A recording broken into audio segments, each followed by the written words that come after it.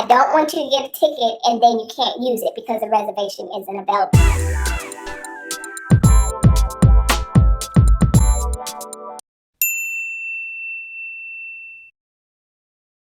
Hey, welcome back to my channel. So it's Melissa here with the exciting news that yes, Disneyland California Adventures is finally accepting out-of-state residents to Disneyland to visit their park. As I promised, I'm going to give you a walkthrough of how you need to reserve. How do you reserve? What is the reservation system like? My experience since I've been to Disney World a few times.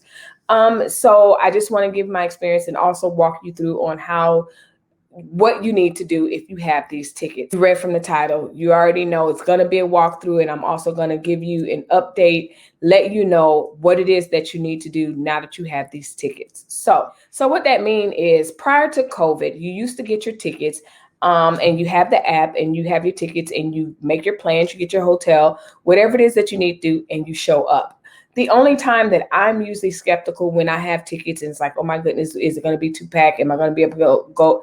Am I going to be able to go in if it's Christmas? We've done Christmas. It's hectic. And yeah. So other than that, you're going to get in the park pre-COVID with just a ticket. Well, since COVID, the parks have been operating on what's been known as the reservation system.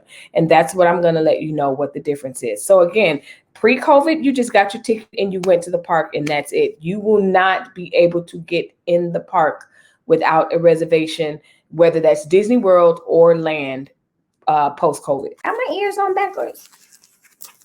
Yep, they sure are. Let's see. Yep, they were on backwards. The first thing you need to do is the way I do it. Let's say you say, okay, July 1st through the 31st, that's a whole month at Disney. What a dream. But anyway, those are the days that you want to go to Disney, and you're going to get a 5-day pass. So you go and you get your tickets. Well, everybody knows your tickets are not assigned to anything. You just have 5 days. So for an example, I have, let me open up the app. I have 4-day tickets. So I have 4-day tickets. We have 4-day tickets. So I'm not signed in. I'm not going to do it. Anyway, so my tickets are on here. I don't have a park reservation. Pre-COVID, I had those 4 tickets. We go to the park and we're good. Post-COVID, you now need what's known as a reservation. You have to reserve a spot. So let's look at what that looks like. So here we are on the page. And so again, you need a theme park reservation. Having tickets mean absolutely nothing post-COVID. And when I say post-COVID, I'm not saying it's over, but I'm just saying since COVID has started. Theme park reservation, you click on that. Okay. And so you scroll down and you need to have theme park tickets and reservations. Again, to purchase a ticket, you make a reservation, you click here. If you already have a ticket, you would click here. So for an example, I already have 4-day passes. So I would click here to decide when I want to go. Great. They want me to sign in.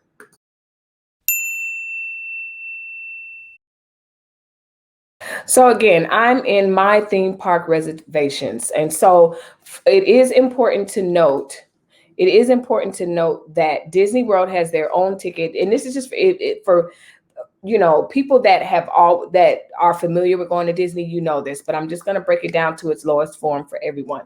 This is just for Disneyland. You will need to go to Disney World's website specifically for this.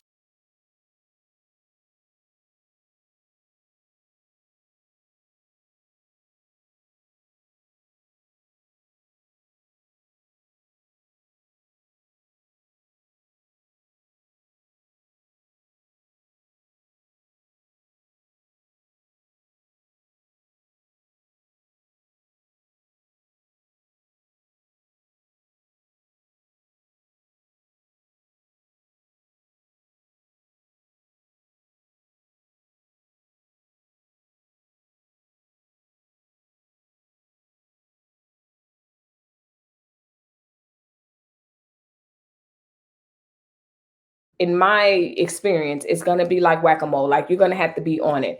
So for an example, if you buy tickets today and you decide that you want to go to Disney July 1st through the 3rd, and you look in the morning and you say, okay, I'll just put it off. I'll connect my tickets. I'll make the reservations. I'll do that tonight at work. I'm telling you right now, especially during a hot time, those days in those parks will be filled up, especially for the more popular parks. Now, when we were going to Disney World, again, I would have a day. You had to literally hover if you wanted a park available. So for an example, Disney has several theme parks. Epcot usually is always available.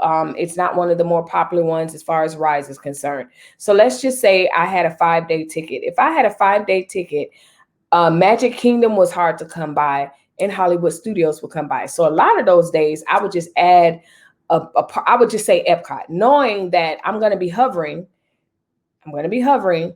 for Magic Kingdom or another park.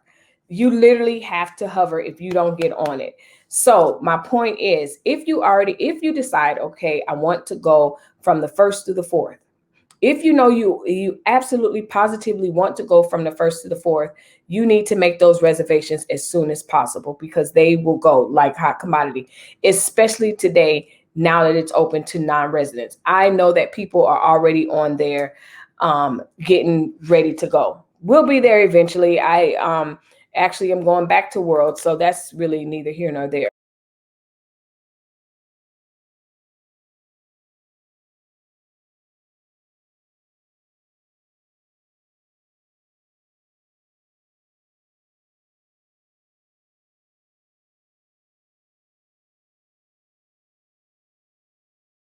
Before you purchase your tickets, I do recommend that you go to the website and make sure that the dates that you want, let's say the 1st through the 4th, is available. Then go buy the tickets.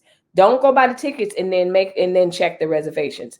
Check the reservations to see what parks are available, and then buy your tickets right then and there. I do not recommend you wait, because the dates are going to probably leave. So there you have it. That's the gist of the reservation system. Those tips that I said pretty much that it's been my experience reserving through Disney World, and I imagine Disneyland is going to be just as hectic. You do not want to fly to California and don't have the reservations.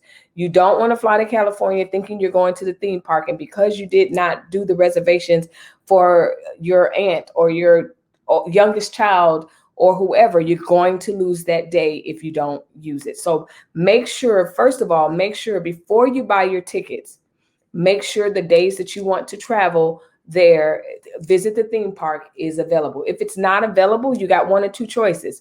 You either need to reschedule the date and change your plans and go, a different time that you know for sure is on the calendar, or you can just hold on to the tickets and just kind of hover. And that's what it's going to really require, is hovering. If you already have tickets, so we have tickets from pre-COVID. We have 4 days. We have 4-day tickets. If you already have 4-day tickets, you don't have to go and repurchase tickets. You don't have to do anything to the tickets. If I open up my app, my tickets are active. You saw the tickets there. So all you need to do is just reserve your spots and just travel as you normally do. Again, these spots go by very quickly, especially for the main Disneyland park. Everyone wants to go to the main Disneyland park.